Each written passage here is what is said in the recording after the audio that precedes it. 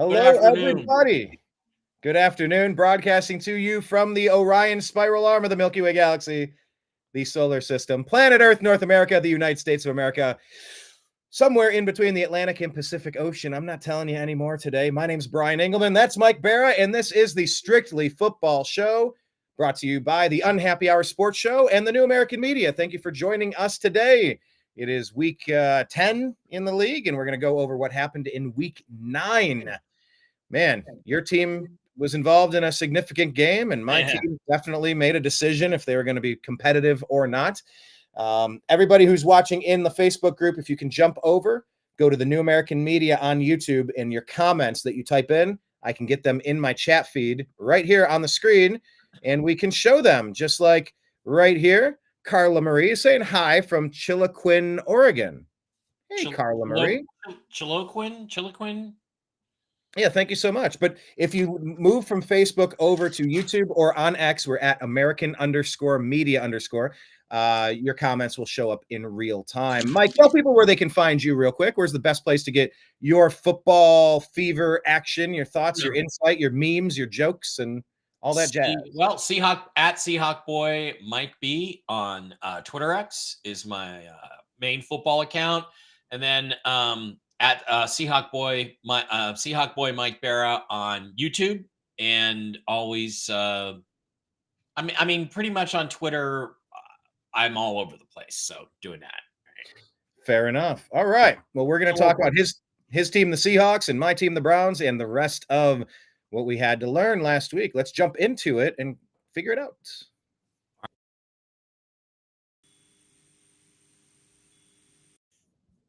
All right. So, busy week, and we're at this point.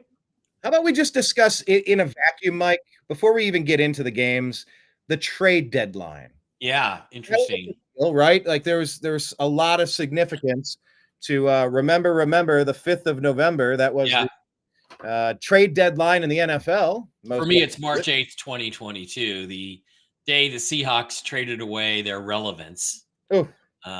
So by trading Russell Wilson. But yeah, it was an interesting deadline. Honestly, Brian, I was so focused on the election, I didn't have a lot of chance to observe what went on. Chiefs went out and got a receiver, I believe. I think the most important trade really was Cam Robinson to the Vikings, which actually happened before the trade deadline because they desperately needed a left tackle to stay serious contenders to get to the Super Bowl.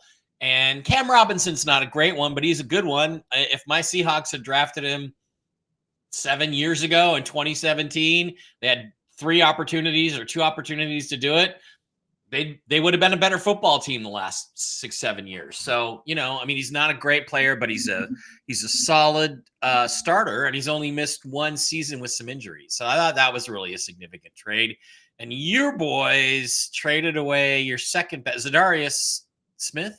Zadarius Smith, the edge rusher opposite Myles Garrett. Yeah. I believe he's around 30 years old. This was his final year on the contract. We got a pick back, maybe a 5th round pick. I think we swapped a 7th and a 6th or something. Yeah. But, it was a chance to get him onto a team that needed someone severely. We're not going anywhere this year. Yeah. It wasn't a total tank job, though. That was the only real significant move that the Browns made. There were several rumors out there that even Myles Garrett, maybe David Njoku. But look, the Browns are just licking their wounds. They made one small move, and they kind of left it at that. I don't know what to make of it, but then general manager Andrew Berry came out in a press conference doing a state of the team, State of the Union. Mm-hmm. And they asked him about Deshaun Watson. He's like, look, at this stage, we're just mainly focused on any player that is out for a season-ending injury is what can we best do to help facilitate a surgery, rehabilitation, and getting the player back to health. He goes, next year, I haven't really thought about it, but yeah, there's definitely a chance Deshaun is still our starter next year. And I went, oh my God, we're seriously doing this. But I also recognize his contract is untradeable. We're stuck with him for 2 years. Yeah. What else can you say? But man, it just would have been great if we could have sent a 1st round pick and Deshaun Watson. Like if we could find enough picks and players to get rid of Watson and his contract, it'll cost us, but it'll be addition by subtraction. Yeah. I don't know how this shakes out, but Mike, if I was Watson, I would accept an adjustment to my deal as long as I still always got always got the the full guaranteed amount. I'd say, hey, you can spread it out over the next 25 years if you want. Restructure it for 4 years, a big signing bonus, proration thing. Redo the deal to facilitate a trade because he needs a fresh start, and so does the organization. So yeah, and Bobby Bonilla. They still have Bobby Bonilla Day. There's one day every year where he collects $1 million paycheck. He hasn't played in 25 years. Yeah, he's gonna get $1 million. I forget how many years, but well, how about Shohei Ohtani, man? Ohtani's gonna get paid forever and ever too on that Dodgers contract, and he already won his World Series. So there you go. That's incredible. Yeah, go figure. All right, let's jump into Why don't we do our 2 games first? Why don't we talk about the Seahawks and the Browns games first, and then we'll go with the rest of the NFL after that. All right, let's do that. We'll jump right down here. Actually, where do I need to click? There we go. LA Rams, Seattle Seahawks. Rams improve. Man, you can never count out Matt Stafford and that coaching staff. The Rams are just like, they just won't go away. 4-4 on the season now. Yeah. Defeating the now 4-5 Seattle Seahawks. This one went to overtime. Nobody's going to know more about this game than you, but just off of the top, Geno Smith with a lot of action, 363 in the air, but 3 touchdowns mixed with 3 interceptions. Stafford gets the win on the day with a sub-300 throwing day. Not a lot on the ground for either team. Nobody surpassed 100 yards. Cooper Kupp led the team on the Rams, and I'll tell you who was a huge fantasy football performer for me that we needed every one of his. I think he had 37 fantasy football points or something. Wow. Yeah. Jackson Smith and Jigba, the Ohio State University product, 7 receptions, 180 yards, 2 touchdowns in a Randy Moss-esque type performance. Walk us through the game. I know you watched every play of it, Mike. Yeah, I did. This is, people want to complain about the Seahawks offensive line, and I get it. But the reality is it's the quarterback that's the problem in Seattle. The defensive line has issues. The linebackers have issues. The running game has issues. That goes to the offensive line. Geno let this team down. He had 3 pretty good touchdown plays, some good throws again. 363 yards is deceptive. You know why, folks? Because yards don't win football games. Touchdowns do, and turnovers do. Yep. And in that category, he was 50-50. And his 3 interceptions were catastrophic. And I'm watching on Seahawks Twitter, everybody trying to make an excuse for Geno. Oh, his arm got hit on the first interception in the end zone. No, it didn't hit. He got hit here in the chest on a ball that he waited way too long to throw. And by the way, should have been throwing away, not trying to make a play. I mean, Geno, look, just let me talk to you, bro. You're not Russell Wilson, okay? You do not make miracle plays. He has the same problem Baker Mayfield does. They both think they're Russell Wilson. You're not. Make the plays that athletically you're capable of making, and if they're not there, just throw it away and take the field goal. So again, 3 really bad interceptions from Geno Smith. His inability to lead the team, his inability to make big plays under pressure. He had time to throw, Brian. I keep hearing, oh, the offensive line is so bad. He had time to throw. He had time to get throws off. He had time to look downfield. The big bright spot here is the emergence of Jackson Smith-Njigba, who is turned into at least one of the better number 2s in the league, borderline number 1. And so that is actually going to make, I think, trading DK Metcalf in the offseason easier, because you rather than overpay DK $30 million a year, let him go, get another complimentary receiver to go with Njigba. It could be a guy you pick up in free agency, could be a guy that you draft, and bring them in with the new quarterback, and you have something to build on, because his run after the catch is terrific, and that is a really, really underappreciated aspect of his skill set. It was always a great route runner. He's got great hands. We've seen that, but what we didn't see and didn't know he could do is run away from people after he catches the ball, and he does a great job with that. A whole big chunk of those 363 yards of Geno Smith are 9-yard completions to JSN and having him turn them into 25, 30-yard explosives. So that was very positive. The rest of the game, I don't have much to say about it, except, again, the physical difference between the talent of Matt Stafford and Geno Smith was totally on display. Did you see that the final overtime winning touchdown pass? Walk us through the overtime. Highlight what happened to seal the deal.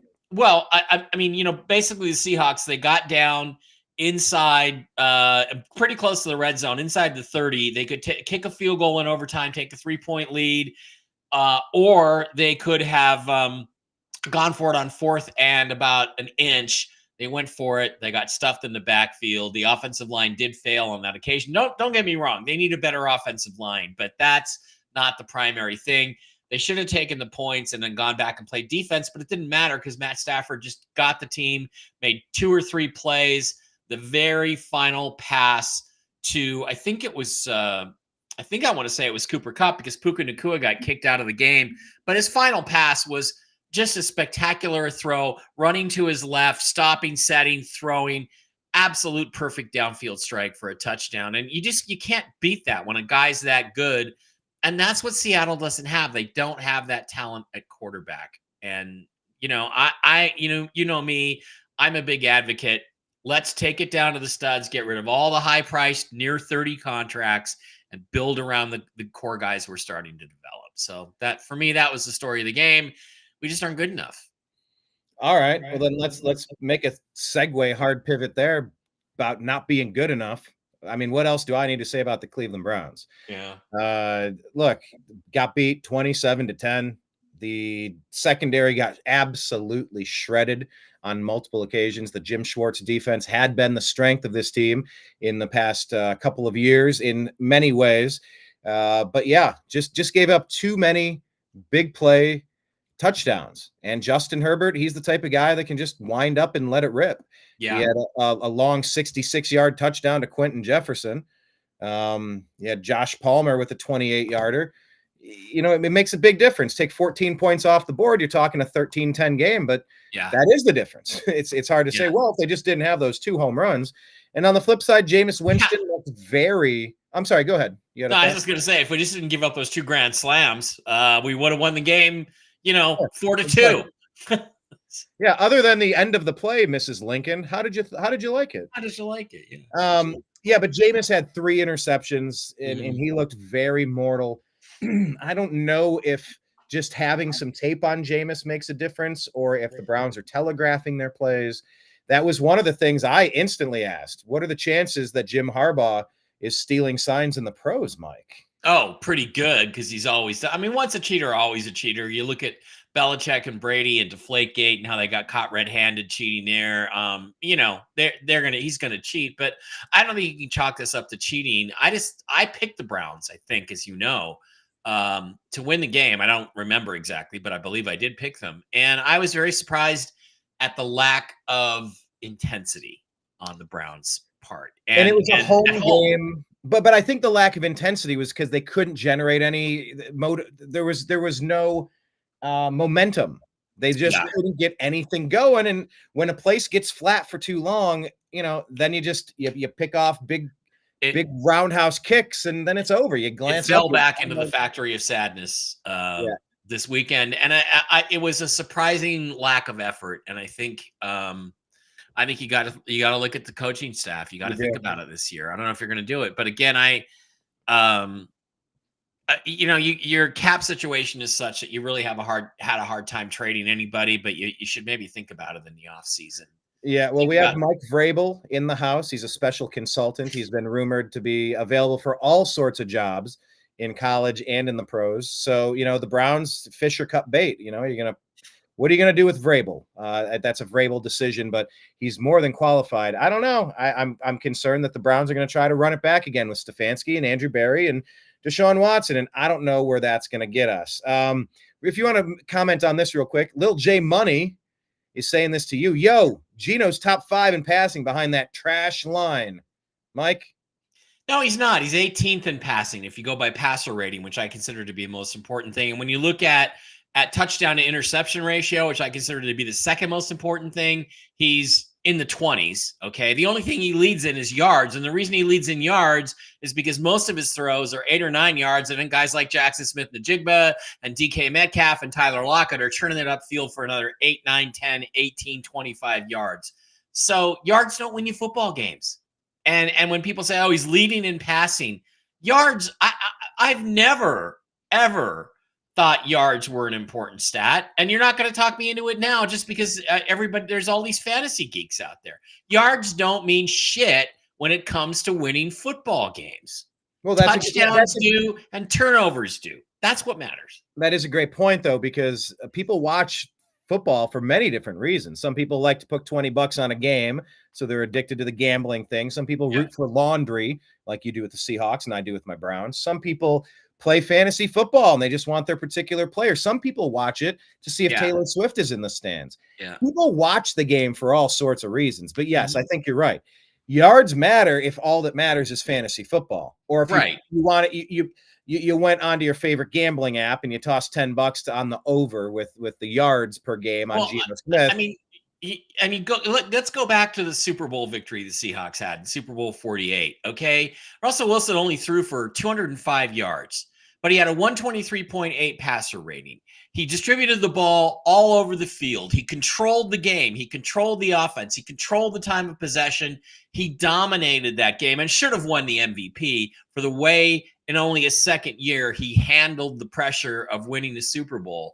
That's how you play quarterback. It's like, but you know what? They wouldn't give him the MVP because there's always been a East Coast bias against Russ, and it was voted on by mostly East Coast sports writers, but because he didn't have enough yards. If he'd had 250 yards plus, they probably would have given it to him. So it's like, yards are just, they don't mean anything. What means something is explosive plays and touchdowns and not turning the ball over. That's how quarterbacks win you games.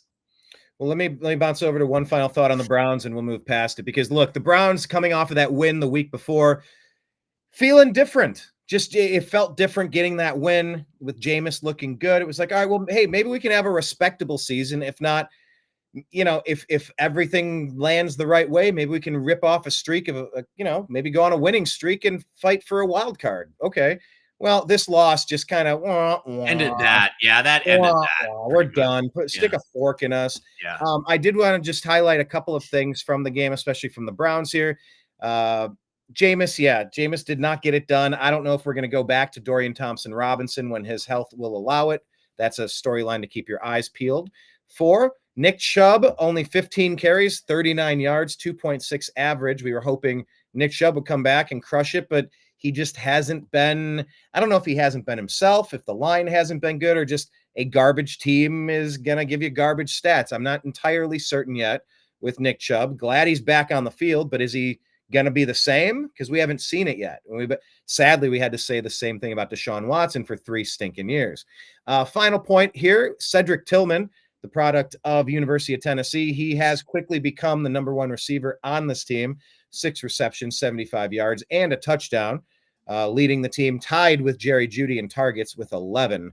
So Cedric Tillman on your fantasy team is something you might want to keep your eyes peeled for. So, other than that, the Browns are 2-7, going nowhere fast. And once again, back into, let me just go to standings. Go ahead, Mike. You were going to say something? No, I was just going to say, in terms of RV news, just get ready, folks. So, what is RV?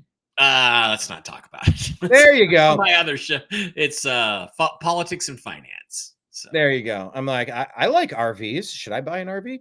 Well, look, the Browns' loss has dropped us into this rarefied air of teams who are in the hunt for the number 1 overall pick. So you have, there's a lot of teams with only 2 wins. The New York Football Giants, the New England Patriots, the New Orleans Saints, Las Vegas Raiders, Jacksonville Jaguars, Carolina Panthers, Cleveland Browns, Miami Dolphins, and Tennessee Titans, Mike. Yeah. Every one of these teams is 2-7. Is it just me, or does that seem a little unusual? The race for the bottom. And, you know what could be really interesting is what happens if New Orleans ends up with the number 1 pick. I know they like Spencer Rattler, but they just drafted him. Do they take a quarterback? Yes, you do. Shedeur Sanders and then trade Spencer Rattler? What do they do? Yeah, I would. And it's the same thing that applies to Tennessee. Tennessee just took Will Levis, but do they say we can't? Derek Ward? Derek Ward. You know, we got to pick him, or what's his name? The Miami quarterback used to be WSU. Tua Tagovailoa. Yeah.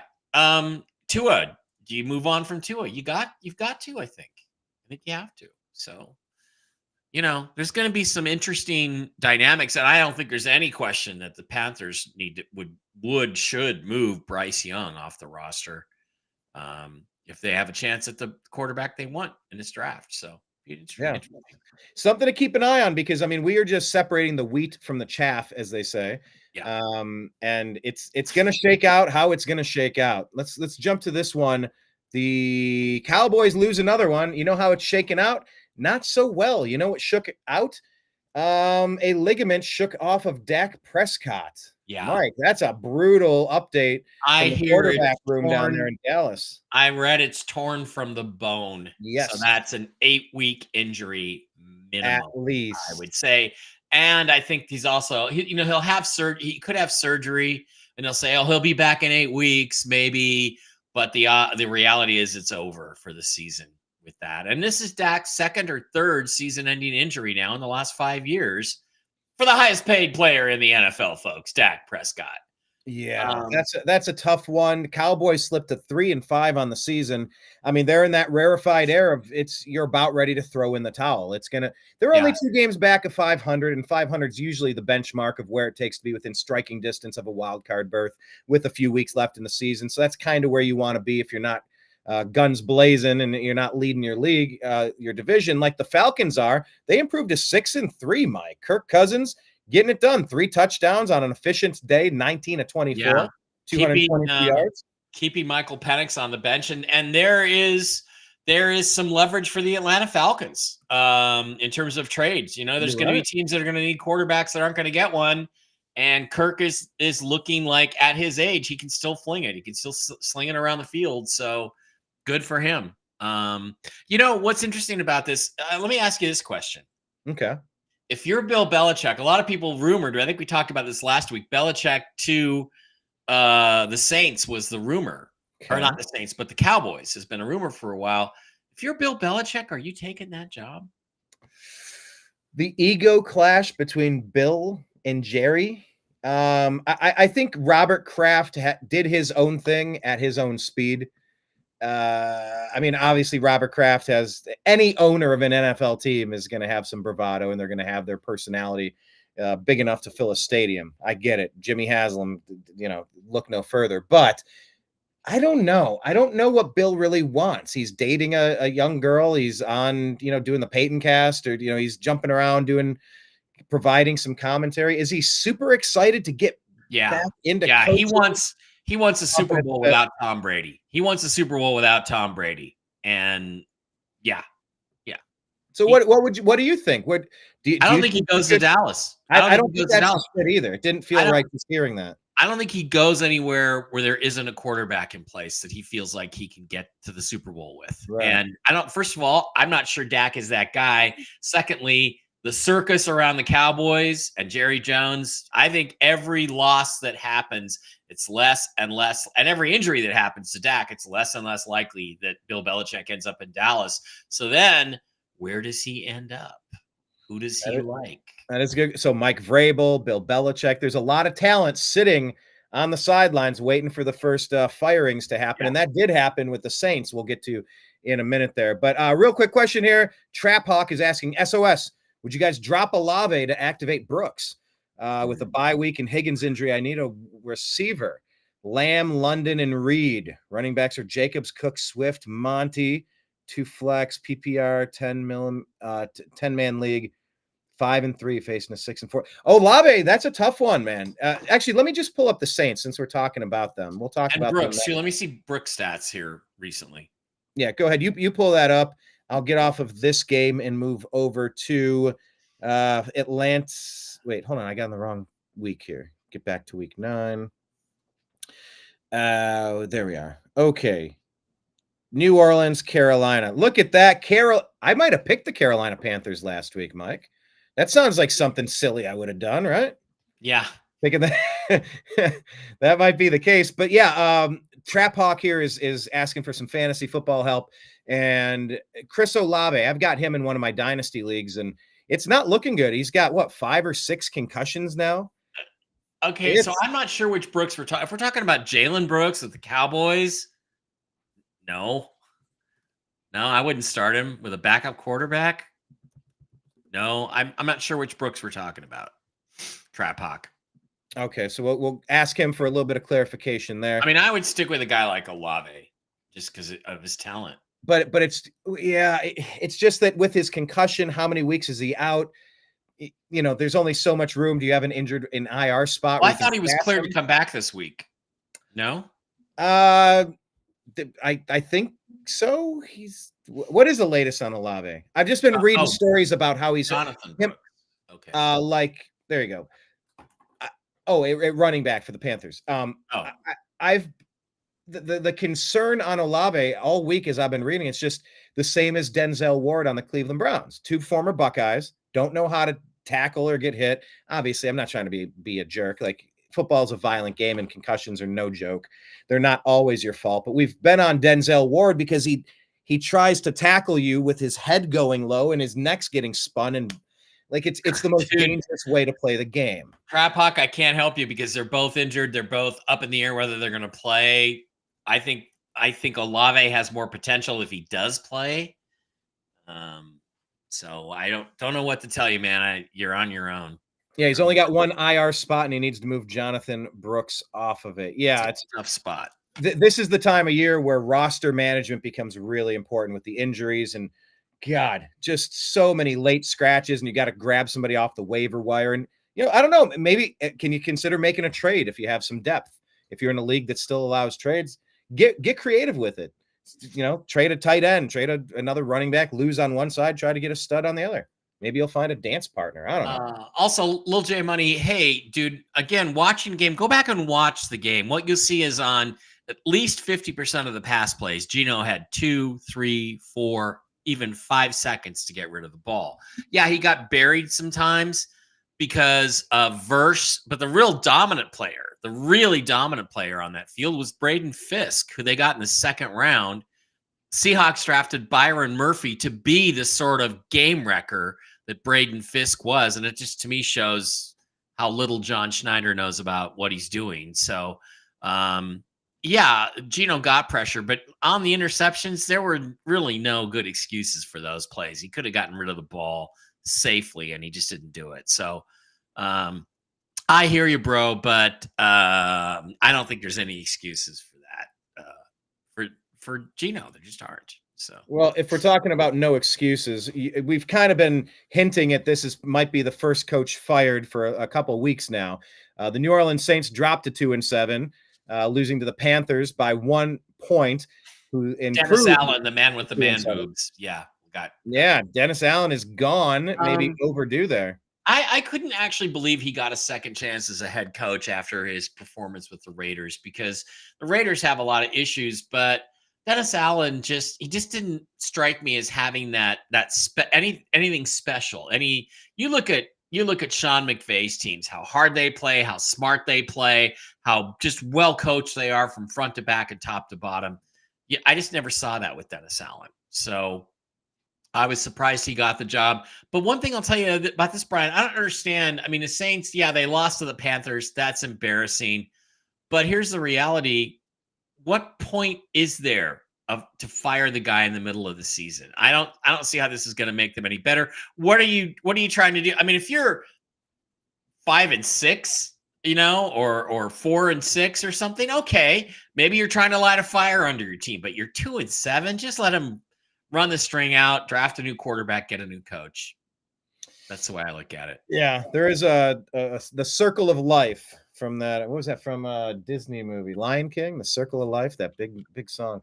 It's a circle of life in an NFL franchise. I do not watch Disney movies, so I wouldn't know. But how about the mamas and the papas quoting Corinthians? A time to laugh, a time to cry, a time to rebuild, a time to win, a time for this, a time for that. So, okay, you can stop that anytime now, bud. I want to keep going. Second verse, same as the first. Yeah, it's just trying to figure out where you're at in the season. The Saints started off 2-0, and they've lost 7 in a row. Yeah, I mean, they look great those first 2 years, but Derek Carr gets injured, and they had actually lost a couple games before he got injured, but the wheels came off. at that point. So, I mean, this is a close game. They could have won it. And I don't see how you really blame the head coach for that. Yeah. I mean, I get your point. How are you going to positively impact your team by getting rid of the coach in the middle? Like in Wag the Dog, they say never change horses in midstream.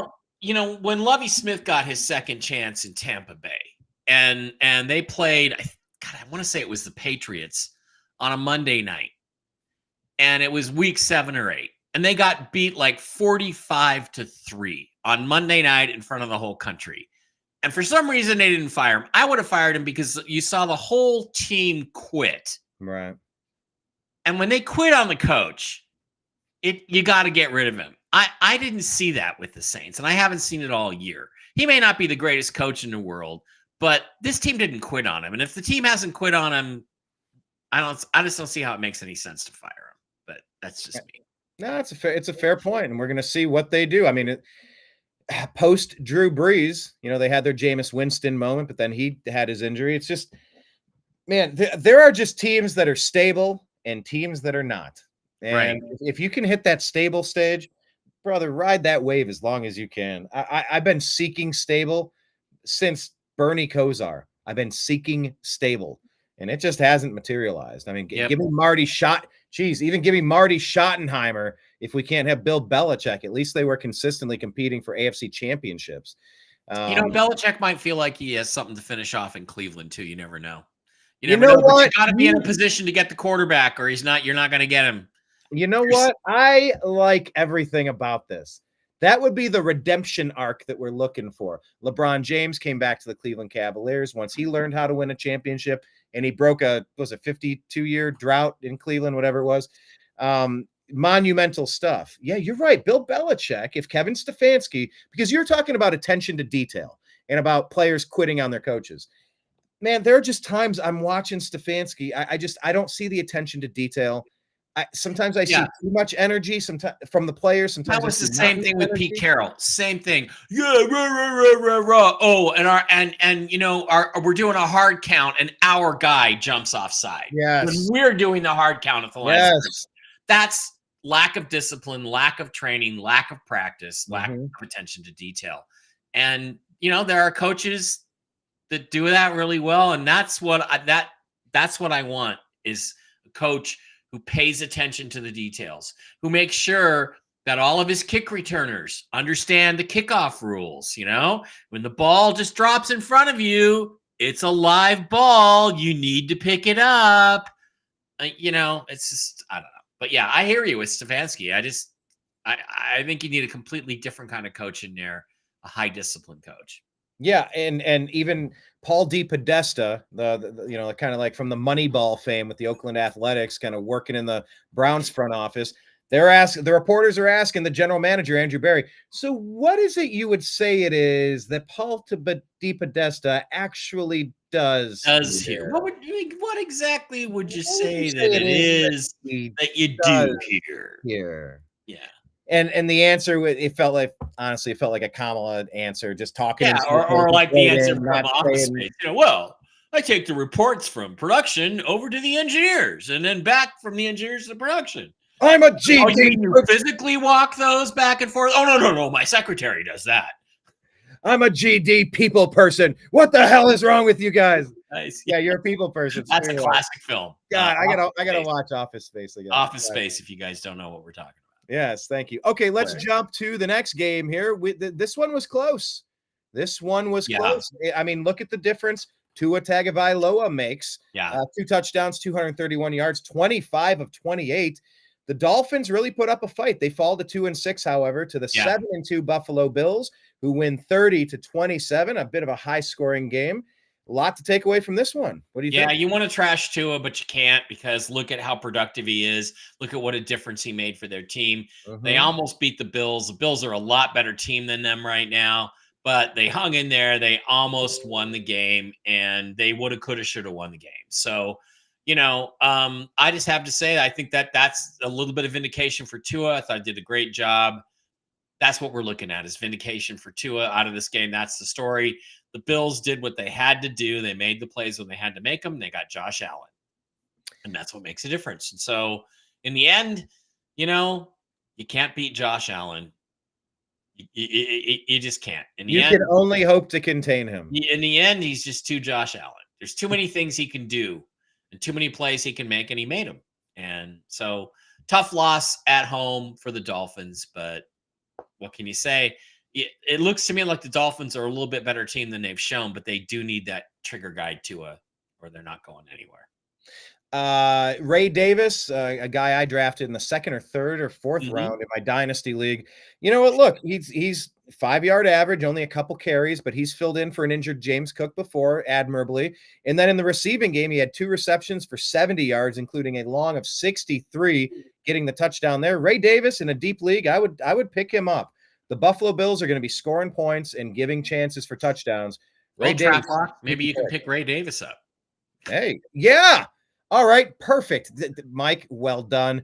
Trap Hawk, pick up Ray Davis. That is my final answer. I mean, but if he's available, somebody should have him on the roster. Yeah. But if he's there, I'd go for it. One more final note. Amari Cooper, who was traded to the Bills, did not play. I believe it's a toe or foot injury. So, just something to keep your eyes on there. Yep. Yeah, Dolphins 2-6. That's a tough start. Bills are looking as good as you would hope they would. Just really, the league has started shaking apart between contenders and pretenders. Yeah. I feel like it all happened this week. We're all seeing it, and it's just at some point the record becomes too big to fix. You can't undo a bad 2.5 months of the season, no matter how you play the second half of the year. Okay, let's talk about this one. The Bengals are going to say, I beg to differ, because they started off pretty bad, but look, they're 4-5 right now. They're sitting. This is a team that's gone to a Super Bowl and AFC Championship games. They have Joe Burrow at quarterback, Jamar Chase at wide receiver. They have some studs there, and they're trying to fight for a wild card. They put 41 points on the board, beating the Las Vegas Raiders 41-24. What did you think of this Bengals win? Did they prove something? I have 2 words to say about that, and those 2 words are Joe Burrow. This is what you get when you have an elite weapon at quarterback, and there's only maybe 8 or 10 of them in the entire league. But this Seahawks fans is why Geno Smith isn't good enough. You have to have a guy like Joe Burrow who can do. Oh, okay. Cook, sorry. We were on the same wavelength. Sorry, man. I forgot. Yeah, I think maybe you did say. Yeah, he said Jay Cook. Yeah, in the previous. Sorry, the comments scroll past. There he is. Yeah, Jay Cook. Sorry about that, guys. But that's why you need an elite quarterback, and Joe Burrow is an elite quarterback. I don't know where he is in that top 5, but he's in there somewhere, and that was the difference in the game. The Raiders have the great tight end, the rookie. What's his name? What's his name? Brock Bowers. He sounds like a character from a Simpsons episode. Yeah, he sounds like a foil in an '80s movie. Yeah. Oh, that Brock Bowers. Get Brock Bowers. Only had 5 catches, but another touchdown, and this guy is looking like one of the best picks in the draft this year. He looks. I mean, to me, I think he's offensive rookie of the year. He's going to be such a great weapon for them. But you've got, if the Raiders had Joe Burrow, they might have something going. But they're just, again, this is 2 teams that have flaws. But in the end, it was the quarterback, and 5 touchdown passes. 35 points came off of Joe Burrow's arm. Yeah, think about that. It's hard to beat that. It's hard to beat that when you have a guy that can do that. It is. Also, just something to keep in mind here, Gardner Minshew. I mean, you're hardly thinking he's the long-term answer in Las Vegas, but Desmond Ridder split time over there. So he had his touchdown pass coming over once he became expendable when Kirk Cousins went to the Falcons. Right. Of course. Couple other points. Chase Brown had 120 yards on the ground. That was a nice performance there. And Mike Gesicki was on one of the players that I drafted in my dynasty league, and I've been holding on to, and he's been great at times, looking for the consistency. But yeah, he was a Dolphin and then most recently a Patriot. Now he's on the Bengals. 5 receptions, 100 yards, 2 touchdowns. That's a great player to put on your bench if you're doing right. football. But imagine Brock Bowers on the Bengals. That would be really productive. Yeah. But I was going to say Desmond Ridder was my favorite quarterback of the ones I saw in 2022. I didn't see Brock Purdy. I'm sure if I'd seen Brock Purdy, I would have gone, that guy can play. But out of the rest of them, Desmond Ridder was my favorite. And I kind of was hoping, well, maybe the Seahawks will pick this guy up and he can sit for a couple years and maybe there'll be something there in 2 or 3 years. He got rushed in the situation in Atlanta. He got in over his head, coaching changes, different problems there.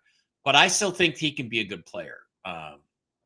Maybe not an elite top 10 guy like I talked about, but he can be a good player. So I'm going to watch him. We shall be watching his progress closely, as Emperor Palpatine once said.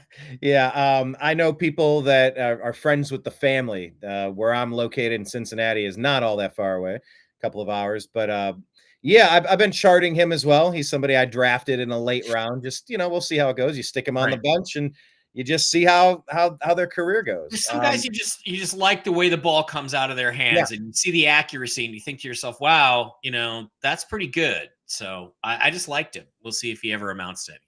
Yeah, speaking of Cincinnati, that another guy who I saw play in baseball on the Reds, Ellie De La Cruz. I'm not sure if you're familiar with this guy. No. Wow. I watched him steal second, third, and home, and I went up to the local store. I'm like, I would like to buy one of his nice rookie cards, please. I'm all in. I saw everything I needed to see, and he really got his batting average up this year too, which was been one of the most remember players in sports. I remember when Pete Carroll said in 2012, well, Seahawks had just signed Matt Flynn, but he said Russell Wilson's going to start the season at quarterback, third preseason game. And I'm like, decisions like this are why you've never won a Super Bowl, Pete. And then that night, I saw Russell Wilson play for the first time as a starter with the first teamers. And I went, we're going to win like 4 Super Bowls with this guy, which we should have if they hadn't mismanaged the draft. But I was like, this guy's going to win Super Bowls for us. Because you could just, all those things you look for, you just see them, you see that intangible quality. Right. Anyway. Yeah, I mean, a lot of sports is, and that's kind of been maybe the knock on Stefanski. I remember when he was doing his press conference, I was driving across the country, fleeing Los Angeles, moving to Louisville. I had 2 cats in one carrier, 2 brothers, cats, Ben and Aster. Aster, rest in peace. Ben was over here a minute ago. But yeah, I remember I was at like a hotel at like a Red Roof Inn in Nebraska or something. I don't know what the heck. And it was the Kevin Stefanski press conference, and I was finally got to my destination. I was watching it, I think on ESPN, and they were showing or on my laptop or something. And he was really explaining how he's going to go with analytics with Paul DePodesta, the Moneyball guy from the Oakland A's. It's all about advanced analytics. We're going to let the computers tell us. It's a collaborative effort, and essentially he was saying, "Look, I'm happy to just be a head coach here. I got elevated from offensive coordinator in Minnesota. Now I'm a head coach. But look, guys," he was like telegraphing, blink, blink. He was like blinking in Morse code saying, the people who run this organization, they are telling me that we are going to go through advanced analytics, and I'm going to only be able to operate within the parameters of what the machines tell me to do. Analytics. I picked up on that right away. And I've always felt like something has been off because he seems to be lacking the pulse, the instinct, the intuition, the flow of the game, the rhythm of the game. You know what the comp is for what you're describing? What's that? Rick Springfield. Rick Springfield is one of the best technical guitar players you will ever see in your life, but he has no soul, no heart. He has no spirit, emotion. He has no flow. He can play anything on a guitar, and he can play it fast, and he can play it brilliant, but there's no soul behind it. The best he's ever going to do is Jesse's Girl. Let's face it. Well, I mean, should we be so lucky? It's like somebody like that who's like, Sting. Songs come out of Sting, and you're like, oh my God, where did he come up with those lyrics? And Rick doesn't have that. And it's the same. What you're describing, I think, is what Stefanski is. Technically, everything's there. Why isn't he better? It's like watching a movie, and you watch the movie and you say, God, everything's in place here. Why is this movie not good? And it's usually the director. The director is missing that soulful spark, that ability to take a moment and turn it into something. Right. And Stefanski, it sounds like, just doesn't have that. So maybe it's time to go get Bill Belichick and say, what quarterback do you want? We'll go get him. Yeah, we'll get whatever it takes. Yeah. Are you a big avid watcher of television by chance, or Netflix? Not not newer television, not much anymore. It's all woke crap, and I just don't bother. I mean, the last shows I really watched were probably the last season of Foundation, and even that pushed me to the limit on wokeness. But it's such a great story, and it is very well executed within the parameters of wokeism. Yeah, I got recommended a show called This Is Us. It was like 2016 to 21 or 22. It was like 6 seasons. I'm like 14 episodes in now watching it. Mandy Moore, the singer, she's the main actress in it, and I'm watching it, and it's definitely got a little bit of woke shit in it for sure, but I can handle a little bit. I can handle a little bit. That's fine. Just do not bludgeon me over the head nonstop with it, please. Like, it can exist, but you can't be so heavy-handed with it. Yeah, But like I'm just watching like it. in Foundation. Okay, remind me again which one of the 6 black women characters with bald shaved heads is this again that I'm watching? Which one am I forget which one this bald headed black, completely non-feminine black woman. It's like, geez, give me a break, right? Yeah, the central casting of it. Right. If you have a really brilliant actor and you're making a new Star Trek, you could probably go with the black Dr. McCoy, but Captain Kirk ain't black. Spock ain't black. There's no black Vulcans. Anyway, we're out of tangent. Let's go back to football. Come on. Let's talk No, but I was watching This Is Us, and I just thought it was fantastically cast. Like, it's interesting visuals as far as the videography, like the angles they're taking. Yeah. Just the storylines, how they're weaving past and present, like different sets of characters, like weaving it. There's the right amount of humor, and I realized, I'm like, I haven't watched a show that I've enjoyed in a really long time. Yeah, but you did really enjoy that. long time. Okay. Yeah, I haven't either. Yeah, really. No, but I mean, Stefanski, the last point on that, you said Rick Springfield. I was in a band in college, and later we moved to Los Angeles with that band. And one version of our group, we were playing with a guy that plays guitar. He sang. He could sing in key. He could sing. Pitch was right. He had the right breath work for it. Technically, he was a guitar teacher at the music shop around the corner. He gave lessons. He could play he was a master technically, all of the mechanics, all the different pedal. He was a very good player. I didn't ever get the heart and soul. I never felt right. I didn't ever feel it. The intangible. I never got that from him ever. But he was technically, I could spend 20 years playing guitar and I wouldn't be that good. Yeah. But was it good if I'm not feeling it in my soul? Like when I watch This Is Us and I'm like, all right, this is good. Yeah, there's a girl on YouTube. She's a YouTube TikToker, and she'll play like the Stairway to Heaven guitar solo. She plays it perfectly. It has no soul. It has no soul. I believe I've seen that video. Gentlemen of culture, we meet again. Some nice videos of great solos. Okay, let's talk about this game here. The New England Patriots lose to the Tennessee Titans once again. This is like the bottom feeding bowl. Crummy game of the week. Just I know we've got a few of them now. Tennessee Titans get the win though, which is good for the Browns, aiming for that best draft pick in the league. So yeah, Drake May versus Mason Rudolph. Wow, that guy is forever linked to the Cleveland Browns because of Myles Garrett swinging the helmet. Well, and he came into Seattle last year and beat the crap out of the Seahawks with the Steelers. So he's impressed me, but again, he can't maintain the consistency. I really continue to be impressed with Drake May. I mean, that's the story of this game for me is Drake May. He didn't have great stats, only 206 yards, 1 touchdown, 2 interceptions. He's going to make mistakes. He's a rookie, but they did the right thing by keeping him out the first 4 or 5 weeks.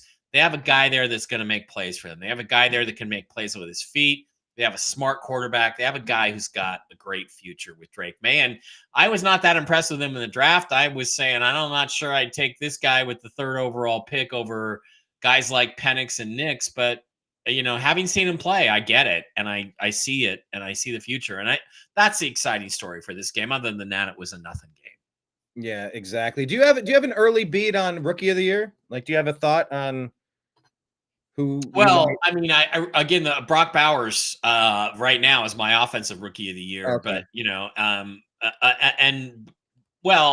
I forgot about Jaden Daniels. Like, here we go. So Let's good. I forget he's a rookie. And again, Jaden Daniels has that thing. He has that Russell Wilson thing. It's magic. Yes. It's whatever it is, he has it. And I think it's just going to carry him to superstardom. And because he's an East Coast player, they'll be allowed to like him and give him MVPs, unlike Russ, who constantly got screwed by the media. But anyway. Well, former Buckeye Terry McLaurin, 2 touchdown passes. Yeah. It's going to be hard to go against Jaden Daniels for Rookie of the Year, honestly. Even though Bowers and Drake May are doing great. Yeah. Look, the Commanders are 7-2. They only beat a 2-7 Giants team by 5, granted, but they keep getting the wins. All that counts is the final at the end of the game. Yep. And he did what he had to do to get them that game. And that was just after the previous week with the Hail Mary, that was just like wild. So, yeah, again, Giants aren't very good. Commanders are improving. The Commanders have that feel that the Seahawks had in 2012, which is that they're getting really close to putting something together here. And they just got the last piece they needed, which is the quarterback. So, I think Jaden Daniels is probably the guy I'm most excited about in the NFL right now. Yeah, he's had a fantastic season so far. It's nice when you can see, because people are saying that the NFL has a quarterback development problem. And they listed Bryce Young in this pretty nice laundry list of players selected high. They were given chances. It hasn't worked out. They've been benched or worse. But look, some people succeed, some people don't. I don't know. But you know what? In the last 2 years, we've had CJ Stroud and Jaden Daniels. They both look like they're going to the Hall of Fame in the end. That's really, you don't have a quarterback problem if you can find guys like that in every draft in 2-3 years in a row. You don't have a problem. Good point. And Danny Dimes over there, Daniel Jones, 20 for 26, 174, 2 touchdowns, but they fall 5 points short. I think he's a really good, solid player. I would not mind at all having him for the Seahawks to replace Geno, because he's bigger, he's stronger, he's more athletic, he's faster, he's got the arm, he's got good accuracy, and with guys like DK and Lockett and Jackson Smith-Njigba who can run after the catch, his other stats will improve too. But I don't think that's a fit that's ever going to happen, because Seahawks don't want to admit they need a quarterback. So there we are. Good game though. This one. Yeah. Well, here's another young quarterback, Bo Nix. We've been talking about the past few weeks. Yeah. He went up against Lamar Jackson, who gives you a perfect passer rating. That's always helpful. And the Baltimore Ravens hang 41 on the Broncos, who drop to 5-4, while the Ravens improve to 6-3 after their terrible start. Derrick Henry, another 2 touchdowns on the ground. What are we looking at in Baltimore? Because this Baltimore team is the team that just lost to the Browns. If you can think back that far, like that feels like an eternity ago. Yeah. Well, that, again, physical play, that physical personality that they have, they continue to, They have a personality. They have an identity. They execute that identity. If I'm them, I'm backing off on Derrick Henry a little bit, because I want to save him now for the playoffs, because I'm already pretty close to getting into the playoffs with 7 wins after that, or 6 wins, 6-3 right now. Tied with Schittsburg, who's 6-2. I'm going to ease up on Derrick Henry the second half of the season in terms of numbers of carries, because he's the key to them getting to the Super Bowl or winning the Super Bowl. But, good for they're physical. They have talent in the right places. What can you say? Yeah, it's just, any given Sunday, anything can happen. It's just so hard to think the Browns beat up on them, and then they just go ahead and rock them while the Browns lose another one that was winnable. And it's a tough game to figure out. I don't know how people could spend their lifetimes gambling on such a, I don't know. It doesn't seem logical week to week sometimes, but it's lightning in a bottle. Who knows? Let's talk about these 2 animals here. Eagles, Jaguars. Jaguars fall 23-28, losing. They dropped to 2-7 on the season, and the Eagles get the win, improved to 6-2 on the year. Saquon Barkley has the most ridiculous play you'll ever see, jumping backward over a guy. What in the heck, Mike? I saw Chris Carson of the Seahawks did a play like that in 2018, but he did it forward. He didn't spin up and flip over the guy backwards. I mean, it was almost identical, except Saquon did it inverted. It was unbelievable. Certainly just amazing athletic ability, and the rebirth of Saquon is just phenomenal. But you can't pay running backs what he was going to demand from the Giants. So I understand why they let him go, but just wow. Just Saquon, man, you keep him healthy, you got a chance, guys. You really do. And Jalen Hurts, obviously. Look at this. It's not just doing it, the physical talent, having the vision and the vision and the mindset to consider doing it. That's what's amazing. Look at this image. Yeah. What are we even looking at here? Phenomenal. Yeah. That's I've seen Myles Garrett do. Here's the play. Barkley out of the backfield. Barkley slips. Stop the volume. There. Hang on, let me just. Again, I saw Chris Carson do that front way, which was an amazing play because I don't think I'd ever seen that before. But Saquon has now, topped that. That was phenomenal. And it gets the whole team fired up. Yeah. So, Jacksonville, I will say this, Jacksonville played hard. They played hard. They tried. They were overmatched, but they stayed in that game. And good for them. Good effort. Yeah, that jump, though, that's something that Myles Garrett has really found a way to kind of dominate on. If you see where he's standing when the other team's kicking a field goal, and he does, from his feet, he jumps up over the linemen that go down to block, up and over to block the ball. We saw it in Indianapolis last year. I think he did it again this year. It's just incredible stuff. I don't know. I mean, every year that athletes receive the best care and all the best training, you're going to see more freak of nature plays like that. But that's why I like the game. I don't just root for the Browns. I just love the sport, and I love super athletic plays that get me excited. It's phenomenal, the athleticism. And if they're not lying about the results of the steroid tests, it's being done without anabolic steroids these days, which is pretty phenomenal if you think about it. I have always believed certain players were juiced and weren't ever tested. Tom Brady, I think, was juicing, and they never tested him, or if they did, they hid the test because he was the GOAT. He was their best player. But I think Aaron Donald, by the way, was totally juiced all the time his entire career. But unless these guys are juicing, they're like what phenomenal athletes they are now. Just Myles Garrett and David Njoku on the Browns. They look like statues at Caesar's Palace in the Forum shops. They look like Greek gods out of granite, and they're like raw. It's like, what are we even? These aren't humans. These guys are like supreme physical.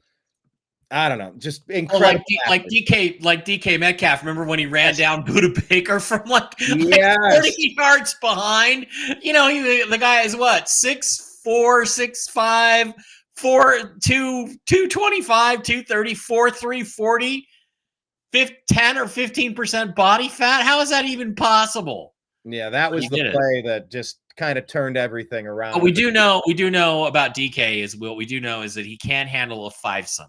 He can do a foursome, but not a fivesome. Because he called that girl up and said, "Turn around, don't come over. I've already got 4." Oh, DK. You heard that story, didn't you? Didn't hear that story? I recall it, but you're reminding me. All right, yeah, look it up on the interwebs. Foursome, fivesome, DK. All right. We're talking about foursome and fivesome. Perfect segue. Chicago Bears fall to 4-4. Arizona Cardinals 5-4. Foursome and fivesome. So Caleb Williams falls to earth there. No touchdowns, no interceptions, just not a lot of production. Yeah. Only 9 points on the day. That's not going to get the job done. And Kyler Murray, no touchdowns, no interceptions, but they put 29 points on the board. Yeah. 2 rushing touchdowns there. Nice to see Trey Benson doing something. Yeah. But Cardinals 5-4. They're fighting for relevance here. Yeah. Again, we talked about them early. The first couple of weeks, I thought they really should have beat the Bills. They should have won their second game. I think it might have been the Saints. They are playing really well for their new coach. They're playing really well. They're playing hard. They haven't quit, and they find themselves in first place because of how bad the NFC West is. Ramon Dunze, the 8th overall pick in the draft, if I'm not mistaken, 8th, 9th, 10th, finally getting some catches, finally getting some productivity there for the Bears, but they couldn't get the ball in the end zone. The Bears are a team that does also have offensive line issues. So, Caleb Williams, he's a rookie. He's going to have his ups. He's going to have his downs. It'll be interesting to see 5 years from now who's the better quarterback, Jaden Daniels or Caleb Williams. We'll see. Who's the best quarterback from Sam Darnold, Baker Mayfield, Josh Allen, Lamar Jackson? Ooh, Josh Allen. Josh Allen, because Lamar still is not that accurate a thrower. He's still not a great passer. He's a good passer rating last game. Oh, perfect. But he's not again, 18 of 19, only 19 attempts. That's a lot of checkdowns and take what's there. And Lamar has improved dramatically as a passer. We have to give him credit. But, boy, the overall package, I just like Josh Allen a little better. Think about the Raiders, though, man, with John Gruden. They could have taken Lamar, I think, twice in that draft in the first round, and they didn't take him. Yeah. Price. To be fair, they all share the same amount of Super Bowl titles. 0. So the jury's still out. Maybe Baker can work some. You just never know how it's going to shake out. Yeah. Lamar winning MVPs, but does that matter, or do playoff games matter? The thing about Josh Allen is if he doesn't get to the Super Bowl or win one, at some point that's going to start to be the thing on him. Oh yeah, he's good, but he always loses to Mahomes. He's good, but he never quite gets over the top. It's Dan Marino, Charles Barkley. They had that on Peyton Manning for a while until Manning finally won the big one. They had it on LeBron for a while until he went with Dwayne Wade and Chris Bosh. Yeah. He was the best player in the league, obviously, for 5 years. But 0 titles. LeBron was a little different in the sense that his first 2 or 3 or 4 trips to the finals, I'm like, this is a guy who doesn't want the ball in the last 2 minutes. This is a guy who's afraid to take the last shot. So I felt like he needed to be on a dream team to carry him over the top. And then like John Elway, who was the biggest Super Bowl choke of all time, once Terrell Davis carried him to a Super Bowl, the next time the pressure was off and he played much better. So, well, my perspective as a Browns fan, John Elway came in and knocked us out of 2 straight AFC championship games. So he's not a choker to me by any stretch. But yeah, look up his Super Bowl stats. He's probably the worst Super Bowl quarterback. Only Kerry Collins has a worse passer rating than John Elway in the Super Bowl. John Elway made 5 Super Bowls, but he didn't do jack in any of them until the last one when all the pressure was off. And they were playing the Falcons. Anyway, Lions showing they are still one of the top contending teams in this league. They traded for Zadarius Smith now. Maybe not who they wanted. I mean, I wanted them to get an elite guy like Max Crosby, because if I have to root for a team besides my Seahawks this year, which I'm going to, I want the Lions because they've never won it. But Crosby's untradeable. And Michigan went red. So let's give Michigan a little back rub for that. Michigan did go red. Imagine that.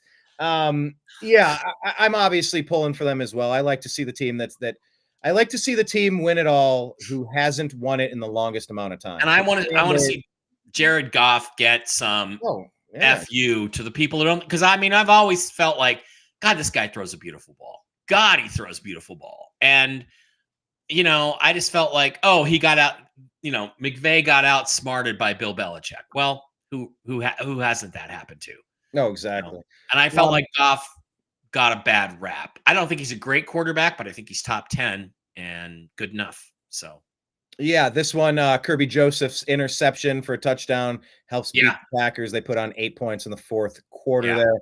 And it's just so interesting looking at the standings here. There are so many clutch games when you go back and tell the entire story of a season. You can break it down to very specific moments. Look, when they met, they were 6-2. I'm sorry, they were what I'm trying to say. 6-1 versus 6-2. Yeah.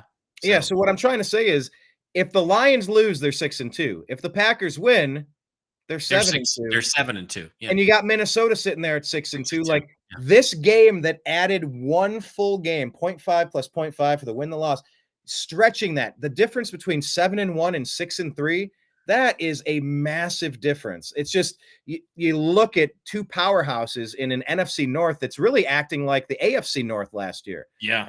Everybody was in the mix to go to the playoffs, except for right at the end of the Bengals. But yeah, this is turning out to be probably, would you say this is the toughest division in football? Yeah, It's right at the top there. The you've three got- badass teams. You've got three really well-coached, talented teams in Minnesota, Detroit, and the Packers. And the Bears aren't dog meat. They're not terrible. And they've got Caleb Williams, so they can knock you off at any given moment. So yeah, this is a division, tough division, but it may be one of those things where they beat the crap out of each other. And so when the playoffs come around, none of them has enough left to push through, to get to the championship game. So, or get to the Super Bowl. So we'll see. Colts drop one to the Minnesota Vikings, as I just mentioned there, improving to 6-2 on the year. Colts drop to 4-5. Joe Flacco gets the start, 1 interception, no touchdowns. Not a ton of offensive productivity over there. And on the other side, Darnold throws for 3 touchdowns, also 2 interceptions. But Josh Oliver, Jordan Addison, and nothing to Justin Jefferson except 7 for 137 yards. Yeah, the Vikings, look, they keep going. They're 6-2. And the Colts, they're in the middle of the pack here. What's our takeaway on this one? Pretty much that the Vikings are 6-2 and the Colts are middle of the pack. And so the team at home that's better won the game. And Darnold, here, let me ask you a tough question, because the Vikings, we all know they got a lot of good weapons. They have a middle linebacker named Ivan Pace, who they got as an undrafted free agent, who I really wanted for my Seahawks to take last year. And of course, John Schneider's smarter than me and he didn't take him. And now he's starting for the Vikings. They have some good players. They're a solid team all around. They went and got Cam Robinson, like I said, which I think was really an important move for them to solidify that line. But I got to ask you, do you think the Vikings would be even better if Kirk Cousins was still there rather than Sam Darnold? Because although Sam Darnold has played really well, 107 passer rating, 3 touchdowns, I think Cousins is, when it comes into that mid category of guys, I think Kirk Cousins is better than Sam Darnold. How much are they paying Sam Darnold? Yeah, maybe the difference there. Yeah, I will check. Yeah, maybe the difference there is how much they had to shell out for it. I mean, they're both playing pretty well this year. Obviously, down in the Falcons, he's doing pretty well. Sam Darnold is his cap number is $5 million this year, so that's a little less than the Falcons are paying. And what is he making down there in Atlanta? Is he $40 million? Did he crack 40? I think 45. Let me go dig up the fail. Great, 45. Yeah, wow. Sam Darnold is about the 12th ranked guy on the Vikings cap list, and Kirk Cousins is the number 1 guy. He's taking up $25 million on a cap. Is cap. So is the difference is a $40 million difference between? Are we seeing a $40 million difference between Cousins and Darnold? And you know what? We're getting the value there. I'm going to answer that question with a question. Okay. Let's wait and see how far Sam Darnold takes them, because I know that Kirk Cousins could take them that little bit more. And maybe what if that little bit more ends up being a 28-24 loss in the NFC Championship game? Then the answer will be yes. It would be worth it. It's like people ask me, was it worth trading a first-round pick in 2013 for Percy Harvin for the Seahawks? And I'm like, well, I'll tell you what, Percy Harvin made huge plays in the game against the Vikings in like week 11. The Seahawks were losing by 11 points in the second half. They ended up coming back and winning that game because of Percy Harvin, and that gave them home field advantage against the 49ers, where they were able to get to the Super Bowl. And then Percy Harvin played in the Super Bowl and was a huge difference maker out there against the Broncos because of his speed. So, yeah, I got 2 games out of Percy Harvin. Was it worth the first-round pick? Well, yeah, you know what? Because I got the ring. So you got a ring to show for it. Yeah. You mentioned the middle linebacker. This is maybe the weirdest story you'll ever hear, but check this out. Ivan Pace Jr., right? That's the middle linebacker. Ivan Pace Jr., yeah. So check this out. Ivan Pace Sr., I know him Very well. When we were I was a junior, and we were on an undefeated team in high school, the Brunswick Blue Devils. I played defensive end. I was behind two like all-state guys, but I was the first alternate. I was the first one that came in to sub. And we went to the third round of the playoffs, so we were undefeated. We won the St. John, then St. Francis, then into the third round, Massillon.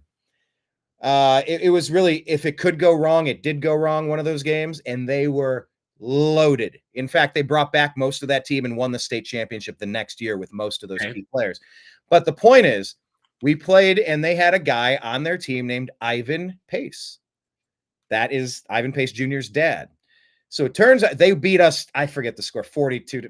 They whooped us. They really took it to us. Yeah. Only game we lost all season. We get called into the cafeteria during the school day. They go, attention, all members of the Brunswick football team, please go to the auditorium immediately. Thank you. We're like, all right. So we get up, we go. And they go, all right, guys, thanks for coming here. I know we just got beat, first loss of the year, but here's what's going on. We have now won the game that we lost, 40 whatever to 13, whatever the score was. We now won that game 1-0. Massillon had to they had to forfeit. It was Cincinnati Coleraine. I apologize. I'm saying Cincinnati Coleraine. Okay. They had to forfeit their game, and we won by default 1-0 because it turns out that in this game, the Ohio High School Athletic Association determined that they played an ineligible player named Ivan Pace. So, gentlemen, we're here to ask. I know it was a tough loss, and you're okay. It's okay if you say no, but gentlemen, I need to know. Let's take a vote. Who wants to play Cleveland St. Ignatius in the Division I high school football playoffs this weekend? And we went nuts. We went in. We were winning at halftime. Ignatius beat us in the end. But like Ivan Pace was the reason he played as an eligible player. We won 1-0. And that set us off for a championship game. That's Ivan Pace. Just weird. Brush with greatness. You had a brush with greatness. I just really liked Pace in the draft, and the Seahawks should have taken him because they needed linebackers. Yet here we are. All right. Here we are. Okay, here we are at the end of the games last week, wrapping it all up. Kansas City gets the overtime win over Baker Mayfield and the Tampa Bay Buccaneers. Tampa Bay did not have a chance to touch the ball because the Chiefs went down and scored. Chiefs remain undefeated, and the Buccaneers slipped to 4-5 on the year, which is 2 games back of the Falcons in the lead of the NFC South. So this was a hell of a game. There was a lot going on, a lot of storylines. What did you take away from it? Tough game. Baker played well. Todd Bowles, you should have gone for 2 at the end of the game when you scored the touchdown. You should have just said, let's just put it in our hands and do it right now. Because I think he had a tired defense. And I'm not sure what the analytics would say on that. Look, I like Todd Bowles a lot. I would love to have him as my head coach for the Seahawks. I'm not down on Mike McDonald yet. I'm going to give him 3 to 5 years. But, you know, if something happened and he left and they said Todd Bowles is available, I'd be interested in Todd. But you should have gone for it. Should have gone for 2 and just end the game. You're right. I mean, hindsight is 20/20. Right. You know, you are on the road, and have you ever been to a game in Kansas City, Mike? Well, that's why I've never have. I know it's loud, but that's why you take the big risk. And by the way, your stadium is not louder than Lumen Field. That is the loudest stadium. The difference is when they measure the decibels, they like pump it through the speakers and they put the microphone up to the speaker. Okay. So we don't do that in Seattle. So we have a louder stadium, but I can't compare them, but I'll say they have the loudest I've been to. Yeah. I've been to a lot of games. Todd played it conventionally. I would have gone asymmetric on that just because of the momentum, the way it was going. Baker was red hot at the end of the game. I would have said, you know what? I'm going to put this in the hands of Baker. We're going to run, a play. We're going to let Baker throw the ball from 3 yards out and see what happens. That's what I would have done if I was Todd Bowles. But he didn't do that, and they couldn't stop Mahomes because Mahomes is big in big moments. By the way, MAGA Patrick, and that's what happens. That's what happens when you let Mahomes have a chance to touch the ball. If you go for 2 and you make it, Mahomes never touches the ball in overtime, guys. That is a good point. The result would end up being the same. So the Bucs didn't have a lot of help on the ground, although they did pluck Sterling Shepard off of the trash heap. I know he's kind of bounced around a little bit, but he was able to get some plays going. He's rushing the ball and catching the ball, so that's interesting. Looking at Kansas City, P. Ryan with a reception for a touchdown. DeAndre Hopkins, fresh off of his trade, he gets 2 touchdowns on the day. I mean, that's 8 for 86 and 2 tutties. Yep. That's a good day. And Kareem freaking Hunt, formerly of the Cleveland Browns, drafted by the Kansas City Chiefs, 106 yards and a touchdown. I mean, Hunt was running a bit like a man possessed. Hunt was great. He was punching his way out of those tackles. When they tried to tackle him, he just punched right through him and got it. I'm making a joke, of course. But again, it was more of a kick. It was more of a kick. Yeah. No, it was. I might. This was a kick that he held off on and still kicked, but he. Yeah. Okay. I'm just gonna say I want to go back to the Mahomes thing. I think when you're going against Mahomes and the Chiefs, you got to assume on a call like that, you have to say to yourself, if they get the ball, Mahomes is going to score a touchdown because he's Mahomes. So I want to make sure he doesn't get that chance. So that's another factor. But, it was a very entertaining game. I felt bad for the Buccaneers because they played well enough to win, but they didn't win. Yeah, and the defense has let the Buccaneers down a couple of times in the past 3 years for sure. Especially since I've been watching as a Baker fan. It's like multiple occasions you're just looking at that league. Now, you know what? I don't have Jim's tips today because Jim didn't get them to me. I'm maybe he's not feeling good. But I will say this. I thought Tampa are they playing this week or do they have a bye? I think they're playing this week. Yeah, I'm not sure. I was just going to say, if they're playing this week, bet against Tampa. San Francisco. They're playing San Francisco Tampa because they put so much into that game and didn't come away with a win. I would say bet against Tampa. I'm going to pick against Tampa. So gotcha. Well, speaking of picks, that's what we're going to do right about now. Trap Hawk saying, keep up the good work, guys. Got to go now. Thank you so much for watching. Trap Hawk, sorry we couldn't help you, but I kind of suck at fantasy. But maybe next year, maybe we could start another league. We'll see how this goes. All right. Maybe we could get the toxic TMT crew in fantasy football. That would be Toxically Masculine Tuesday crew. Yes, I don't think Brooks is that much of a fantasy football guy, but yeah, that's a good idea. Yeah, I don't think Brooks is. I don't think Steve might be. I could be wrong. Shit about football, yeah. Blake used to be Rain Man when it came to fantasy baseball. Yeah. But he broke the addiction years ago, I guess, as a Twins fan. Twins and a Cubs fan, I suppose. TV's Blake Wally, of course, is who we're talking about. TV's Blake Wally. Yes, Blake's out on assignment today. He did not join the Agree to Disagree show earlier, but we did get John Odermatt from Lions of Liberty. It was a really good kind of recap following our Super Tuesday trade deadline / the other thing that happened. Other thing happened, yeah. Other thing. All right, Mike, you want to pull up your picks? Sure. I will do that. What is your record on the year? It looks like I had a good week, I think. Did you? I might have been. Hang on, let me check week 9. I went. Okay, look, that might be my first week that I went positive. I went 8-7. That might be 8-7. That's awesome. For me, that's my best. I went 9-6 last week. So I won again. I am an unbelievable 90-48 for the season. 90-48.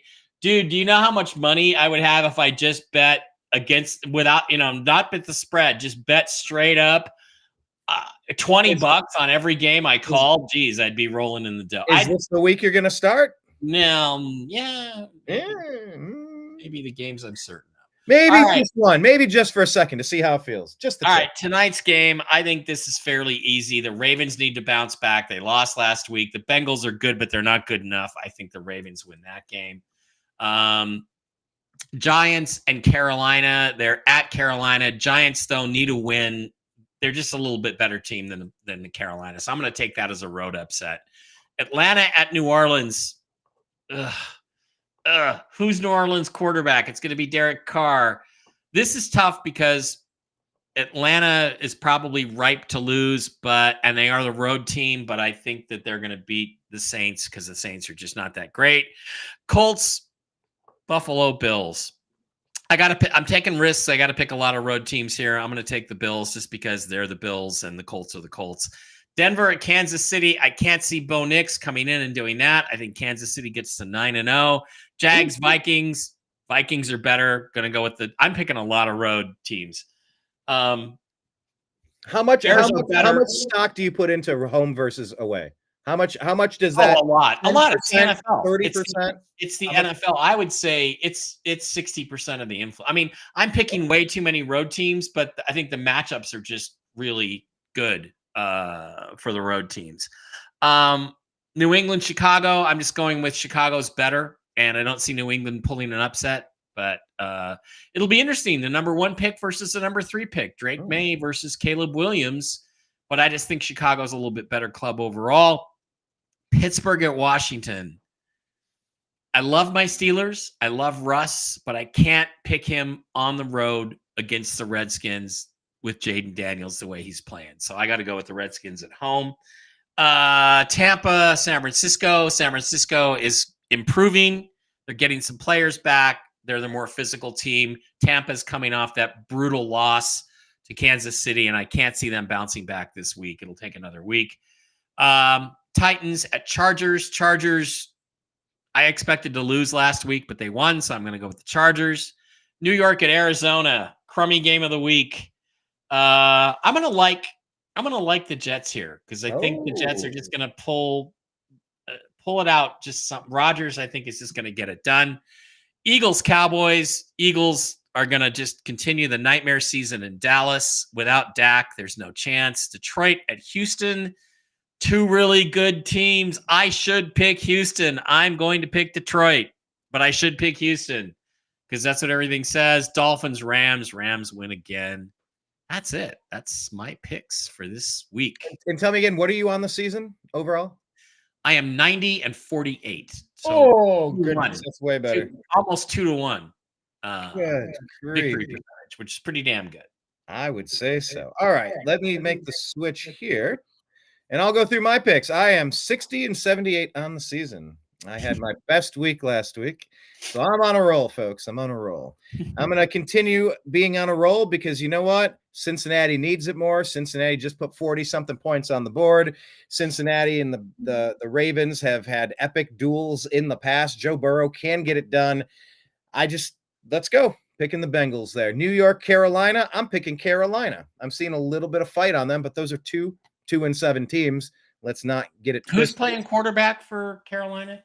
They're back to Bryce Young, I believe. Yeah. Okay. Back to Bryce Young. And, sometimes sitting for a week or two gives you a little perspective. Sometimes you can kind of recalibrate and give it another, come on, give me another shot. And then you get your shot. So, let's see how it goes. Atlanta, New Orleans. I am going with the Cousinator to get that victory. The 2-7 Saints are just not that good. Yeah, I will always root for Joe Flacco because he's elite. As a goat once told me, Joe Flacco is elite. However, I'm going to pick the Bills because they are the more elite team in this game. I hate that the Kansas City Chiefs are still undefeated. I want to open that bottle of champagne for the former members of the 72 Dolphins as soon as every team is defeated once so they can hold on to that. But I don't think Denver is going to be the team to do it. However, please do. Go prove me wrong, Bo Nix. It's a great chance to build your legacy. Yeah, I would like, it would be fine with me if Bo Nix played really well, but the Chiefs still won because they're better. But that would be fine with me. Yeah. So. And then there's also the fantasy perspective. I need Javonte Williams to give me some touchdowns at running back over there because I had to use him. I think because Olave got hurt, I had to swap in Javonte Williams, or maybe that's another league. Either way, I'm rooting for Javonte. Definitely rooting against the Chiefs forever. Okay, Minnesota at Jacksonville. Of course, I'm going Minnesota. Jacksonville. I don't think Jacksonville is as bad as their 2-7 shows, but even if I graciously give them 2 games there, that only spins it to 4 and 5. And then last week, Trevor Lawrence, they had 22 points. What did they lose? 27-22, but Lawrence didn't have a touchdown. So it's like he's just not producing, right? Yeah. And you need production to put you don't. The Simpsons had a joke. You don't win friends with salad. It was when Lisa went vegetarian. Well, you don't win games with field goals. You just don't win games with field goals. You got to put the end zone. However, Jacksonville, if you'd like to trade Trevor Lawrence to take a new quarterback, Seahawks on line 1. There you go. Mike Bara, the future GM of the Seattle Seahawks. If you can negotiate this trade, hey, maybe they'll let you have it. I'm going to go with New England here in a stunner. I don't know. I was really disappointed to see just how far the Bears offense fell last week. And I know because I played Keenan Allen and a couple players on their DJ Moore, offense. maybe DJ Moore. Yeah, Moore and Allen. It's just been an up and down. It's been, I think they said Moore is having the worst season statistically of his career. There are some concerning things happening in Chicago. So therefore, I'm picking New England. Why not? It's hard to root against. I'm sorry. It's easy to root against Schittsburg, especially Minka Fitzpatrick, the dirtiest player to ever lace up a helmet. Yeah. But they're a consistent team. They're a well-coached team. So therefore, I'm going to pick against them. I just think it's Washington's year. Everything's coming up Redskins. Everything's coming up Commanders. Go Washington. I don't know. I think they are a better team. Although every time I think Pittsburgh's done, they just keep coming back like Freddy Krueger in one of these movies. San Francisco, Tampa Bay. I'm going with Baker. I know they left a lot on the field, but I think they're going to watch the tape and go, we left a victory out on the field. Guys, we're missing our top two receivers, but we're in it. We got a chance. We just got to make one more play. Yeah. But you're right. San Francisco coming off a bye week. They're going to be tough to beat. I'm going to pick the upset there. All right. How about this? I'm going to pick an upset on Tennessee. No, I can't. You got to, so you can get caught I up. know I have to, but I can't do it. They're not even remotely as good. The way that they torched our secondary, our defensive backs, I think they're going to do it again. I think Herbert's waking up. I think they're starting to settle in with the new cast of characters. They should win probably easily. I'm going to pick the Jets as well. I do like Aaron Rodgers. I like that they added Devontae Williams. Did you see those catches last week? Those two amazing one-handed catches from the Jets, Garrett Wilson, Ohio State grad. Wow. Oh, my Lord. Yeah. I felt like Garrett Wilson is overrated his first few years of his career, but he's really starting to come into his own. So you can really see the talent.